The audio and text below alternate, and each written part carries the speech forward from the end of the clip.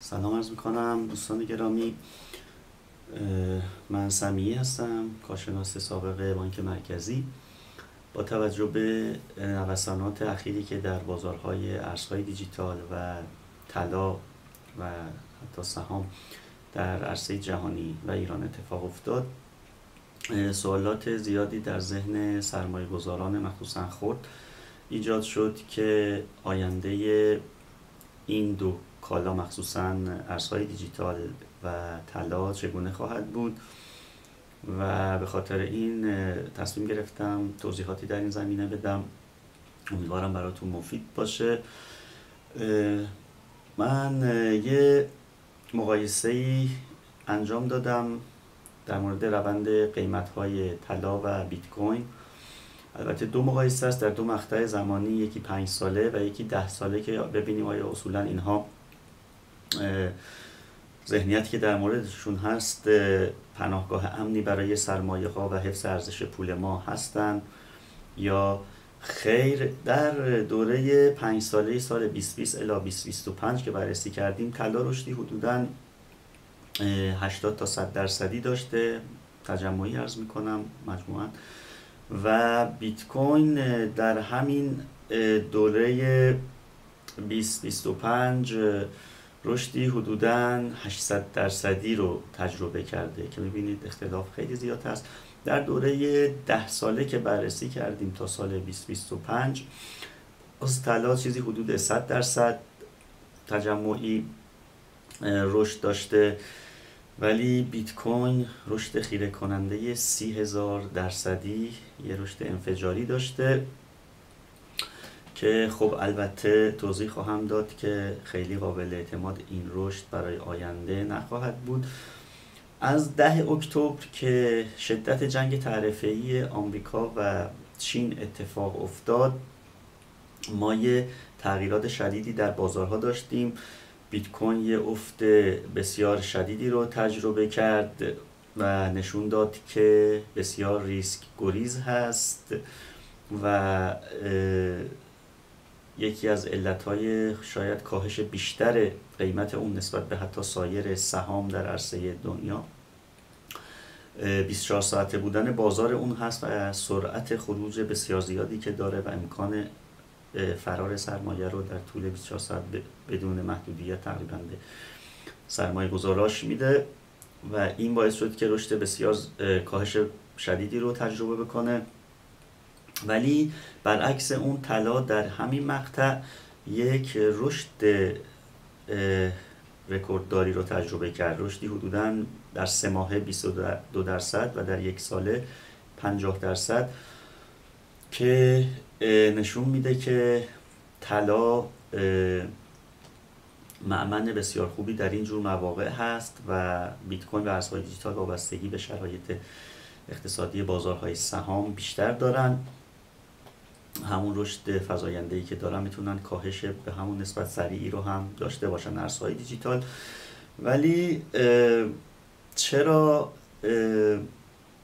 این اتفاق برای بیت کوین افتاد؟ صرفاً جنگ تعرفه‌ای قطعاً نبوده. دلایل متعددی هست که اگر اونها رو بررسی کنیم میتونیم پیش بینی نسبت به قیمت آینده این دو کالا، یعنی ارزهای دیجیتال و طلا، داشته باشیم. گرچه پیش بینی همیشه پیش بینی هست و هیچ وقت 100% اتفاق نخواهد افتاد. یکیش رشد سریع سهام AI بود در عرصه جهانی. گوش‌های مصنوعی یک رشد بسیار سریع رو تجربه کردن و همینطور رشد سهام دفاعی. به خاطر جنگ‌هایی که اتفاق افتاد سهام این دوتا خیلی بالا رفت و باعث شد اقبال به ارزهای دیجیتال کمی کاهش پیدا کنه، سرمایه از اینجا به اون قسمت منتقل بشه و حالت خرسی به خودش بگیره بازار ارزهای دیجیتال.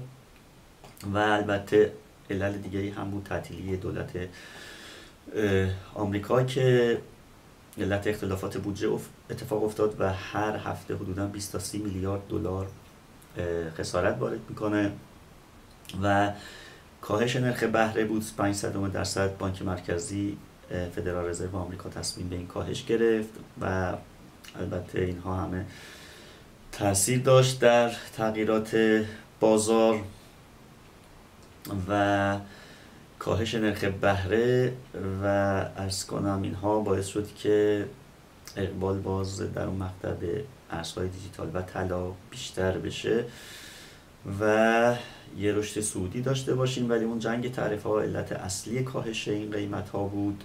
در 10 اکتبر ما 19 میلیارد دلار لیکوید شدن داشتیم برای بیت کوین که خب یک سقوط بسیار شدید بود. اما با برگشت این اوضاع، یعنی پایان تعطیلی دولت و اینکه آیا کاهش نرخ بهره اتفاق بیفته یا نه، که به نظر میاد در همین حد بانک مرکزی متوقف بکنه، به نظر میاد بیت کوین یه رشد نسبی رو داشته باشه، گرچه اگر بازار 100,000 رو از دست بده به نظر میاد حتی تا 70,000 هم افت داشته باشه، ولی بعد از اون به رشد خودش ادامه خواهد داد و شروع خواهد کرد رشدشو. اما طلا مجموعاً همیشه در طول تاریخ این کالای زیبا و کمیاب رشد لاک پشتی داشته و به رشد خودش همیشه بعد از یک تنفس ادامه خواهد داد، گرچه اون چنان هیجانی مثل ارزهای دیجیتال نخواهد بود.